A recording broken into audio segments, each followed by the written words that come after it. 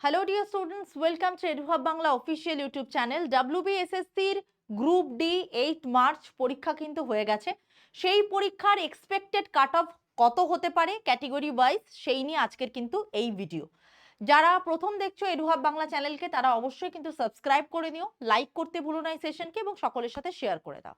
WBSSC এর group D এর expected cut off কত হতে পারে সেই নিয়ে আলোচনা করব। তার আগে বলে দিই যে WBSSC এর গ্রুপ ডির পরীক্ষার প্রশ্নপত্র কেমন ছিল, কোন কোন প্রশ্নগুলো সব থেকে বেশি কনফিউশন ক্রিয়েট করেছে এবং কোথায় কোথায় মার্কস চলে যাওয়ার একটা সম্পূর্ণ ধারণা কিন্তু বা সম্পূর্ণ ব্যবস্থা একটা তৈরি হয়েছে বলে বা কনফিউশন ক্রিয়েট হয়েছে সেটা আমরা আগে দেখে নিই, তারপরেই আমরা কাট অফের দিকে যাব। তো সবার আগে বলে দিই 5 থেকে 6টা কোয়েশ্চেন কিন্তু রীতিমতো কনফিউশন ক্রিয়েট করেছে বা অনেকেই ভুল করে পরীক্ষায় এসেছে। এটা কিন্তু আমাদের সমস্ত স্টুডেন্টদের কাছ থেকে, বিশেষ করে আমাদের বেলঘরিয়া ব্রাঞ্চ, বনগাঁ ব্রাঞ্চ এবং এই তো অফলাইন স্টুডেন্ট, তাছাড়া অনলাইনের প্রচুর স্টুডেন্ট, আমাদের সাফল্য বাংলা লাইব্রেরি স্টুডেন্ট, আমাদের স্যারেরা সকলের কাছ থেকে এই ইনফরমেশনগুলো গ্যাদার করে এই ভিডিওটা বানাচ্ছি। সেটা হচ্ছে WBSSCর গ্রুপ ডির কোয়েশ্চেন যদি আমরা দেখতে যাই সেক্ষেত্রে কিন্তু কোয়েশ্চেন সহজ ছিল, কোয়েশ্চেন যথেষ্ট সহজ ছিল। ম্যাথ এবং রিজনিং আমাদের সেশন থেকে প্যাটার্নগুলো হুবহু কমন, জিকের প্রশ্ন হুবহু কমন এসেছে, তোমরা আমাদের চ্যানেলে ভিডিও দেখে নিতে পারো যে বিশেষ করে mock test and mind maps থেকে তো হুবহু কোয়েশ্চেন তুলে দেওয়া হয়েছে।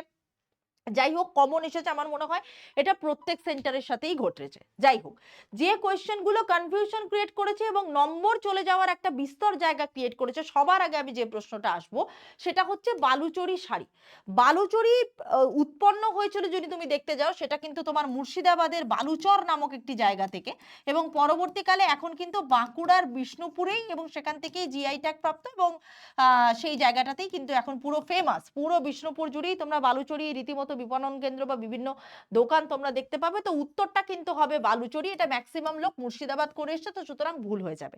এরপরে আসি একটি ওয়েবসাইটের একটা পেজ, একটি ওয়েবসাইটের মধ্যে একটা পেজ থেকে আর একটা পেজে যাওয়াকে ব্রাউজিং বলে নাকি নেভিগেশন বলে। এবার আমরা সলভ করিয়েছি এই মানে চ্যানেলে, তোমরা দেখে নিতে পারো আমাদের আগের ভিডিওটা, একটু আগেই ভিডিও এসেছে, সেখানে আমরা পুরো আনসার একদম সলিউশন করে উইথ এক্সপ্লানেশন, ম্যাথ, রিজনিং এবং জিকের সমস্ত কনফিউশন দূর করে আমরা আনসার দিয়েছি এবং সেখানে আমি যে জিকের কোয়েশ্চেন সলভ করছিলাম আমার নিজেরও কিন্তু মানে ব্রাউজিং বলেই আনসার মনে হয়েছিল, বাট স্টুডেন্টরা কিছু কিছু জন নেভিগেশন বলছিল।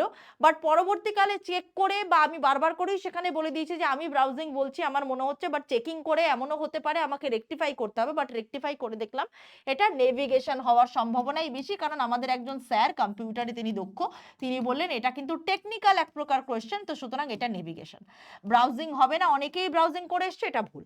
এবার আসি সর্বকনিষ্ঠ যে মানে চ্যাম্পিয়ন ছিল সেখানে কিন্তু অনেকেই ভুল করে এসছে, আনসারটা কিন্তু হবে গুকেশ। এবার আসছি মানচিত্রের প্রশ্ন, ম্যাক্সিমাম জন ভুল করে এসেছে, আনসারটা কিন্তু হবে রেনেল। তো সুতরাং আরেকটা প্রশ্ন যেটা হচ্ছে ধিং এক্সপ্রেস হিমা দাসের, এই প্রশ্নটাও কিন্তু অনেকেই ভুল করে এসছে এবং অনেকে পারেনি, অনেকে কোয়েশ্চেন ছেড়ে দিয়েছে, যেহেতু অ্যাটেম্প করেছে ভুল হয়েছে।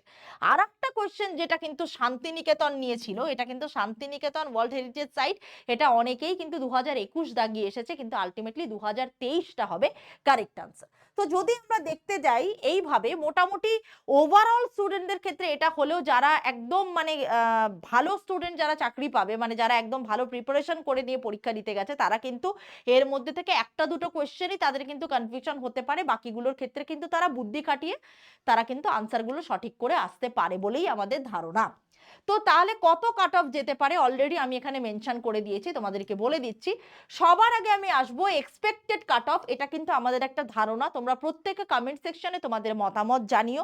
যদিও বা আজকের পরীক্ষা নিয়ে কোনো রকম কোনো মানে কি বলবো প্রশ্ন ফাঁস বা তোমার মোবাইল স্ক্যাম এগুলো নিয়ে কোনো তথ্য স্টিল নাও আমাদের কাছে আসেনি, তো সুতরাং অভিযোগের আর এই পরীক্ষাটা নিয়ে প্রশ্নই ওঠে না। যদিও বা WBSSCর গ্রুপ সির পরীক্ষায় এই ধরনের অভিযোগ উঠেছিল এবং আমি সেই অভিযোগ নিয়ে একটা ভিডিও করেছিলাম, তাতে ম্যাক্সিমাম লোকজনই আমাকে মানে কি বলবো বিদ্রূপ করলো, এটা বলে যে আপনি জানেন না এগুলো হয়নি। দেখো, হয়েছে কি হয় না তার অভিযোগ তোলা কেস হবে কি না হবে সেটা না বলা, সেটা কিন্তু একটা চাকরির পরীক্ষা নির্ধারণ করতে পারে না। আমার মনে হয় পশ্চিমবঙ্গ সরকার এবং WBSSC কমিশন এই বিষয়ে যথেষ্ট তৎপর। অভিযোগ যদি তারা পেয়ে গিয়েও থাকেন, তারা এই বিষয়ে যথেষ্ট ব্যবস্থা নেবেন। আমাদের এই সরকারের প্রতি এখন এই মুহূর্তে আস্থা রাখা ছাড়া আর কোনো উপায় নেই। এবার বলি WBSSC গ্রুপ ডির ক্ষেত্রে এরকম কোনো তথ্যাদি আমাদের কাছে নেই, তাই আমরা এই নিয়ে কোনো মন্তব্য করতে চাই না। তো এক্সপেক্টেড কাট অফ ইউআর এর ক্ষেত্রে আমরা ধরেছি 36 থেকে 37 +-1। এটা হওয়ার কিন্তু সম্ভাবনা প্রচুর, এটার হওয়ার সম্ভাবনা প্রচুর। এবার তোমরা বলবে আমি তো ম্যাম 39 পেয়েছি, আমাদের কাছে প্রচুর স্টুডেন্ট মেসেজ করেছে 39 পেয়েছি, 38 পেয়েছি, 40-এ 40 আমি স্কোর করে এসেছি। ট্রিকি কোয়েশ্চেনগুলো আমার কাছে ম্যাটার করেনি, আমি করেছি। বাট সেটা সংখ্যায় অনেকটা কম হবে বলেই আমি মনে করি। ওভারঅল সবার জন্যই যদি আমরা ধরতে যাই একটা বেসিক কাট অফ যদি তোমার হয়, সেক্ষেত্রে 37 +-1 অর্থাৎ 36 to 37 +-1 ইউআর এর ক্ষেত্রে এটা যাওয়ার সম্ভাবনা অত্যন্ত বেশি। এবার ওবিসি এ অ্যান্ড বি যদি জানো খুব বেশি পার্থক্য থাকে না, তো 34 +-1 কোথায় কনফিউজড হয়ে নাম্বার কেটে যাওয়ার সম্ভাবনা তৈরি হয়েছে সেটাও বলেছি। এসসিদের ক্ষেত্রে 33 -1 বা +1ও হতে পারে যদি সম্ভাবনা সেরকম হয়, কারণ কোয়েশ্চেন যেহেতু সহজ হয়েছে, কাট অফও কিন্তু প্রচুর যাবে।